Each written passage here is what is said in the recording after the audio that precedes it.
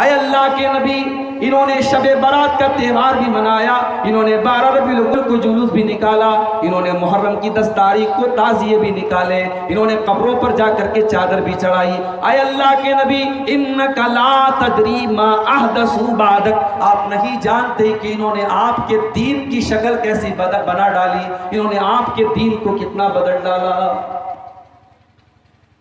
जैसे ही अल्लाह के नबी को पता चलेगा ये बिदअती लोग हैं, जैसे ही आपको पता चलेगा कि ये वो लोग हैं जिन्होंने आपके दीन को बदल डाला, बुखारी और मुस्लिम के अल्फाज हैं, अल्लाह के नबी बड़े गुस्से से कहेंगे, सुहकन सुहकन लिमन गय्यर बादी, ऐ फरिश्तों, इनको घसीट करके मेरी आंखों से दूर लेके चले जाओ, इनको जहन्नम में लेकर के चले जाओ। इन्होंने मेरे दीन को बदल डाला, इन्होंने मेरी शरीयत को बदल डाला, इन्होंने बिदात और खुराफात के काम किए हैं, इनको मेरी आंखों से दूर लेके चले जाओ। तो बिदात करने वाला और दीन के अंदर नया नया काम निकालने वाला अगर ये कहता है कि हम नबी का दामन पकड़ लेंगे और सरकार का दामन पकड़ लेंगे, तो वो या कान खोल करके सुन ले वो कि कयामत के दिन उसको नबी का दामन नसीब नहीं। एक बात और बताओ,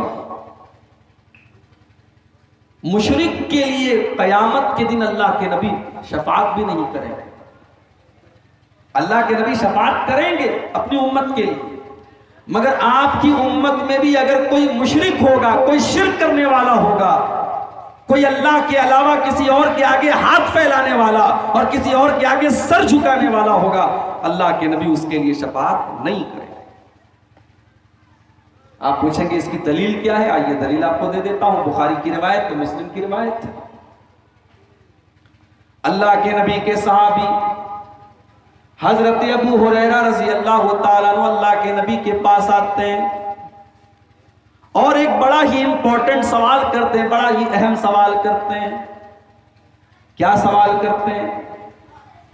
आए अल्लाह के नबी, आए अल्लाह के नबी, वो कौन खुश नसीब इंसान है जिसकी शफाअत, जिसको आपकी शफाअत मिलेगी कयामत के दिन।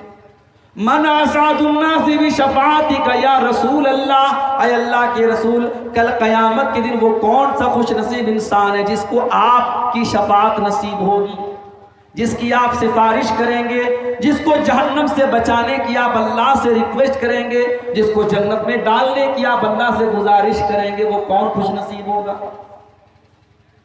अल्लाह के नबी ने क्या फरमाया? मेरे प्यारे साथियों, पूरे हिंदुस्तान में रात भर जलसा कहीं नहीं होता सिवाय आपके सीमांचल की।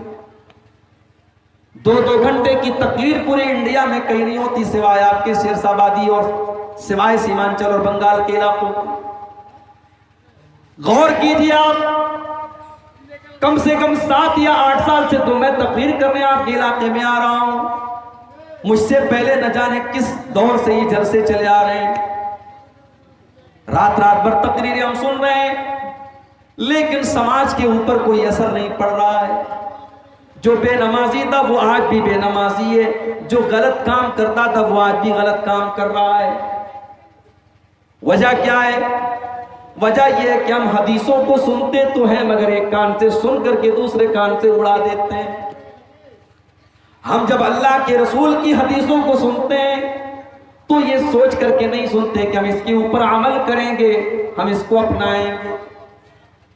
हजरत अबू हुरैरा को देखो, जब अबू हुरैरा ये सवाल करते हैं कि अल्लाह के नबी वो कौन सा खुश नसीब होगा जिसको आपकी शफाअत मिलेगी, तो अल्लाह के नबी क्या फरमाते हैं? लक़द ज़ननतु या अबा हुरैरा ला यसअलुनी अन हाज़ल हदीस अव्वल मिनका। ऐ अबू हुरैरा, मुझे पता था कि सबसे पहले ये सवाल मुझसे कोई करेगा तो तुम ही करोगे। लिमा राअयतु मिन हिर्सिका अलल हदीस, इसलिए कि अबू हुरैरा, मुझे पता है कि तुम हदीस को हासिल करने के लिए बेचैन रहते हो, तुम्हारे अंदर हदीस को सीखने की तड़प है, तुम्हारे अंदर हदीस को जानने की तड़प है। मेरे प्यारे भाइयों, हदीस की तड़प अपने दिल में पैदा कर लो, अल्लाह के रसूल की बातों को सीखने की तड़प अपने अंदर पैदा कर लो, अबू हुरैरा के नक्शे कदम पे चला करो। हदीस को जानने की कोशिश किया करो, हदीस को सीखने की कोशिश किया करो, हदीस पर अमल करने की कोशिश किया करो। रात भर तकरीर सुनना कमाल नहीं है, तकरीर से आपने कितना अमल किया ये ज्यादा अहम बात है और ये कमाल की बात है।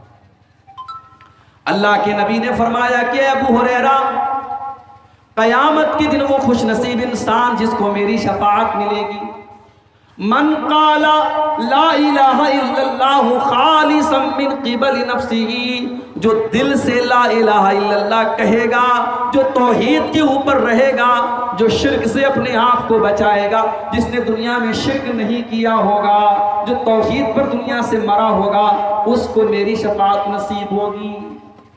तो नबी का दामन न तो किसी बिदती को मिलेगा, न किसी मुशरिक को मिलेगा, न शिर्क करने वाले को नबी का दामन नसीब होगा, न बिदअत करने वाले को नबी का दामन नसीब होगा। तो अल्लाह के यहां नेकी के कबूल होने की ये पहली कंडीशन है मेरे प्यारे साथियों, कि उस अमल के ऊपर अल्लाह और उसके रसूल की मुहर हो। दूसरी कंडीशन क्या है? दूसरी कंडीशन ये, वला युशरिक बिइबादति रब्बिही अहदा। अल्लाह ताला के यहाँ हमारा अमल तभी कबूल होगा जब हमने उस अमल के अंदर किसी को शरीक नहीं किया होगा, उस अमल को हमने सिर्फ और सिर्फ अल्लाह के लिए किया होगा। हमारा वो अमल प्योर होगा, शुद्ध होगा, खालिस होगा, उस अमल के अंदर कोई मिलावट नहीं होगी। हमने वो अमल सिर्फ और सिर्फ अल्लाह के लिए किया होगा, तब वो अमल हमारा अल्लाह की बारगाह में कबूल होगा, वरना हमारा अमल अल्लाह के अब कबूल नहीं होगा। मेरे प्यारे साथियों, अब जरा अपने दिल पर हाथ रख करके बताओ कि आपने नमाज आप जो पढ़ते हैं, आपने मदरसे में चंदा दिया, आपने ज़कात दिया, आपने हज किया, आपने उम्रा किया, आपने कोई भी नेकी का काम किया, जरा आपने अपने दिल पर हाथ रख करके सोचो और बताओ कि आपने वो अमल किसके लिए किया। अगर आपके अमल करने का मकसद ये था कि अल्लाह हमसे राजी हो जाए, तो अल्लाह तो सवाब उसका जरूर आपको देगा। लेकिन अगर आपके दिल में ये आरजू थी, मदरसे में 1 लाख रुपया चंदा दे रहा हूं ताकि पूरे गांव के लोगों को पता चल जाए कि मैं कितना बड़ा सखी हूं, मैंने हातिम ताई की कब्र पे लात मार करके 1 लाख रुपया चंदा दे दिया। अगर आप हज करके इसलिए आते हैं कि ताकि पूरा गांव आपको हाजी साहब कह करके आपको सलामी दे, अगर आप नमाज इसलिए पढ़ते हैं ताकि आपको लोग नमाजी करार दें, तो याद रखो मेरे प्यारे साथियों, आपकी वो नमाज आपके मुंह पर मार दी जाएगी, आपका हज आपके मुंह पर मार दिया जाएगा, आपकी ज़कात और आपका सदका आपके लिए बर्बाद हो जाएगा। रियाकारी और दिखावा ये हमारी नेकियों के लिए मेरे प्यारे साथियों जहर है, जहर जो हमारी नेकियों को खत्म कर देता है।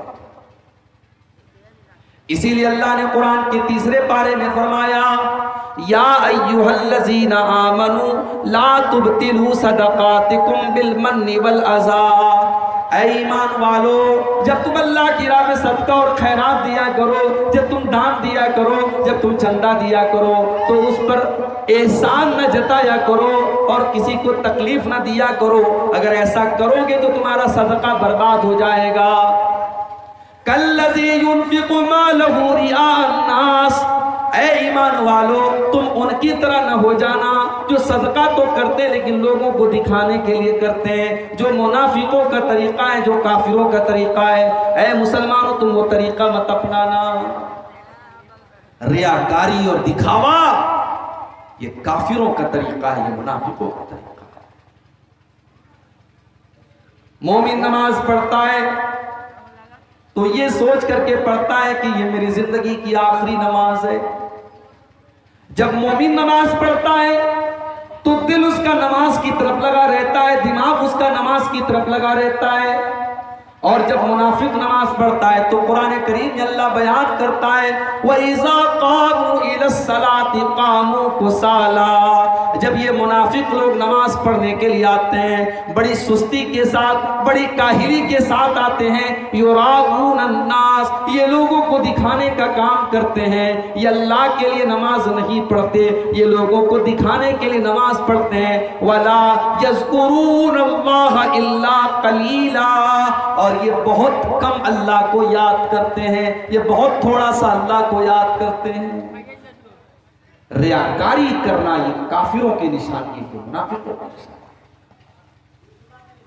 और अब मैं जो हदीस आपको सुनाने जा रहा हूं ये वो हदीस है जिसको बयान करने के पहले हजरत अबू हुरैरा रज़ी अल्लाह ताला को बेहोश हो जाते। हदीस को बयान करने के पहले हजरत अबू हुरैरा बेहोश हो जाते हैं। होश में आते हैं, लोग सवाल करते हैं कि अबू हुरैरा आप हमको अल्लाह के रसूल की कोई हदीस सुनाने जा रहे थे। अबू हुरैरा कहते कि हाँ मैं तुमको हदीस सुनाने जा रहा हूं, मैंने अल्लाह के प्यारे नबी को ये फरमाते हुए सुना है। और इतना कहने के बाद अबू हुरैरा दोबारा बेहोश हो जाते हैं। तीन बार बेहोश होते हैं। फिर जब तीसरी मर्तबा होश में आते हैं तो कहते हैं कि वो लोगों मैंने अल्लाह के नबी से को ये फरमाते हुए सुना है इन्ना अव्वलन्नास युक़ज़ा यौमल क़ियामति सलासतुन, क़यामत के दिन सबसे पहले 3 लोगों का फैसला किया जाएगा। सबसे पहले 3 लोगों का फैसला किया जाएगा। नंबर 1 रजुलुन उस्तुशिद फी सबीलिल्लाह, पहले नंबर पर वो इंसान होगा जो अल्लाह की राह में शहीद हुआ था, जो अल्लाह की राह में जिहाद करते हुए, जंग करते हुए, लड़ाई करते हुए अल्लाह की राह में शहीद हो गया था। उसको अल्लाह के सामने लाया जाएगा। अल्लाह पूछेगा मेरे बंदे मैंने तुझको ताकतवर बनाया था, तुझे लड़ने के लायक बनाया था, तेरे जिस्म को मजबूत बनाया था, तूने क्या किया? बंदा कहेगा कातलतु फीका हत्ता तुशीतो, आय अल्लाह मैं तेरे रास्ते में लड़ता रहा, मैं क़िताल करता रहा, मैं जंग करता रहा, तेरे दुश्मनों को मारता रहा, हत्ता तुशीतो, यहां तक कि मैं शहीद हो गया। अल्लाह फरमाएगा तू झूठ बोल रहा, तू इसलिए नहीं लड़ रहा था कि मुझे राजी करने वाला था, अल्लाह को राजी करने वाला था। तू तो इसलिए लड़ रहा था ताकि दुनिया वाले कहे कि तू बहुत बड़ा वीर था, बहुत बहादुर था, तेरी वीरता के, तेरे बहादुरी के, तेरी शुजाअत के चर्चे हो, इसलिए तू लड़ता था और जंग करता था। तो तुझे जो चाहिए था वो तो तुझे मिल गया। और उसके बाद अल्लाह ताला हुक्म देगा और चेहरे के बल घसीट करके उसको जहन्नम में डाला जाएगा। उसके बाद दूसरे आदमी को लाया जाएगा। ये बहुत बड़ा आलिम होगा, ये कुरान का आलिम होगा और कुरान का टीचर होगा।